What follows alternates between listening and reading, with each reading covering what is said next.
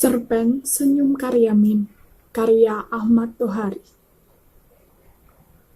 Si paruh udang kembali melintas cepat dengan bunyi mencacat.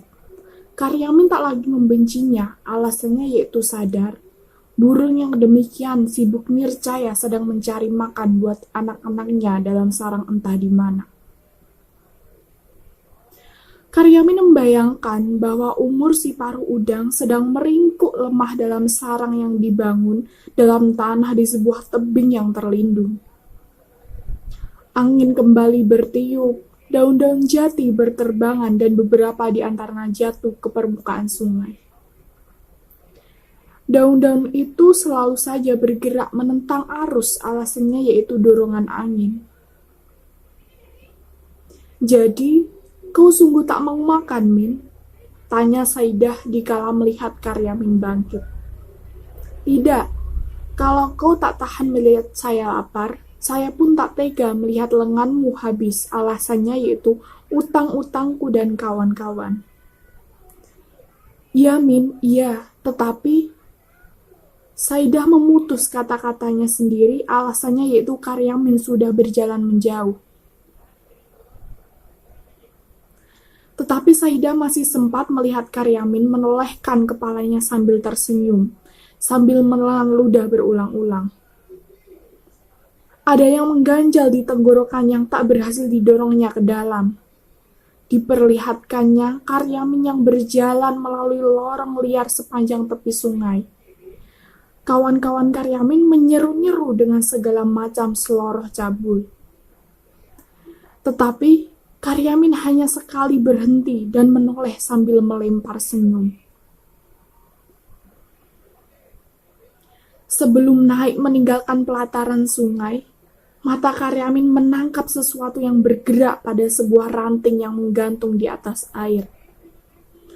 Oh, si paruh udang. Punggung biru mengkilap, dadanya putih bersih, dan paruhnya merah saga.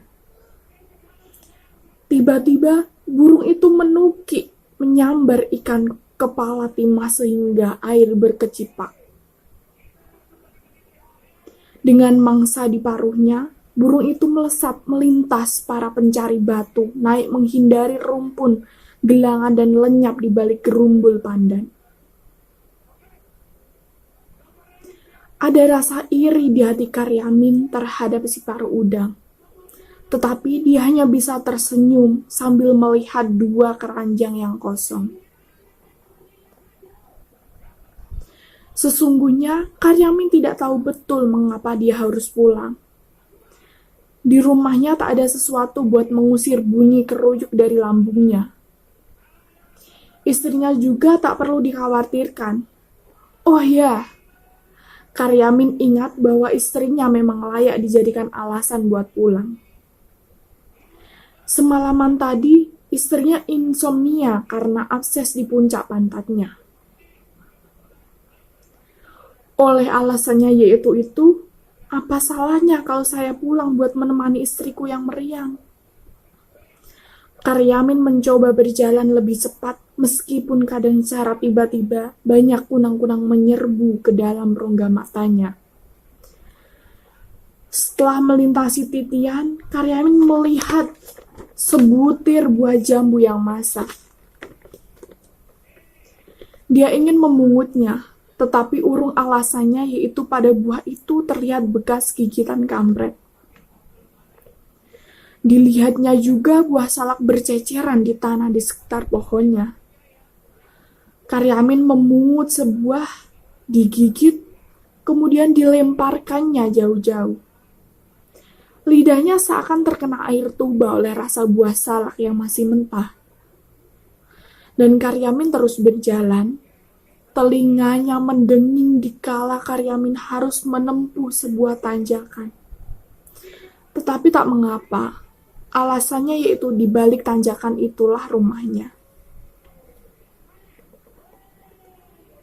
Sebelum habis mendaki tanjakan, Karyamin mendadak berhenti. Dia melihat dua buah sepeda jengki diparkir di halaman rumahnya. Denging dalam telinganya terdengar semakin nyaring. Kunang-kunang di matanya pun semakin banyak. Maka Karyamin sungguh-sungguh berhenti dan termangu. Dibayangkannya, istrinya yang sedang sakit harus menghadapi 2 penagih bank harian. Padahal Karyamin tahu istrinya tidak bisa membayar kewajibannya hari esok, hari ini, hari lusa, dan entah hingga kapan, menyerupai entah kapan datangnya tengkulak yang telah setengah bulan membawa batunya.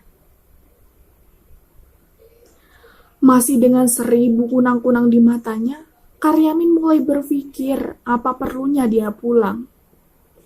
Dia merasa nircaya tak bisa menolong keadaan atau setidaknya menolong istrinya yang sedang menghadapi 2 penagih bank harian. Maka pelan-pelan Karyamin membalikkan badan, siap kembali turun.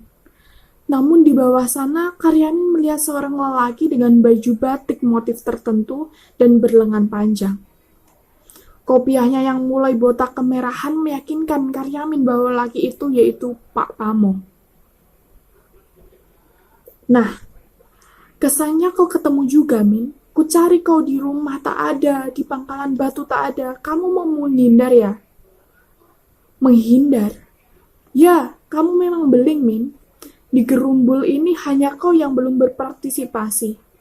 Hanya kau yang belum setor uang dana Afrika untuk menolong orang-orang yang kelaparan di sana.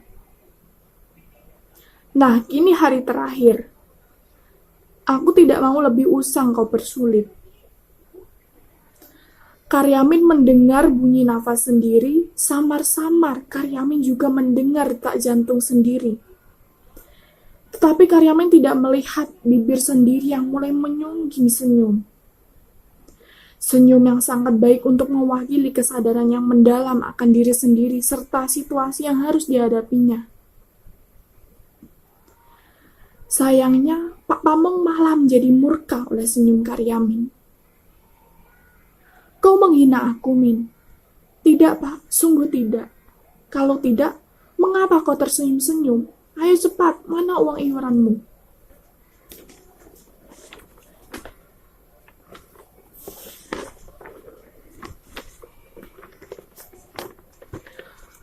Kali ini Karyamin tidak hanya tersenyum, melainkan tertawa keras-keras. Demikian keras sehingga mengundang 1000 lebah masuk ke telinganya. 1000 kunang-kunang masuk ke matanya. Lambungnya yang kempong berguncang-guncang dan merapuhkan keseimbangan seluruh tubuhnya. Ketika melihat tubuh Karyamin jatuh terguling ke lembah, Pak Pamong berusaha menahannya. Sayang gagal.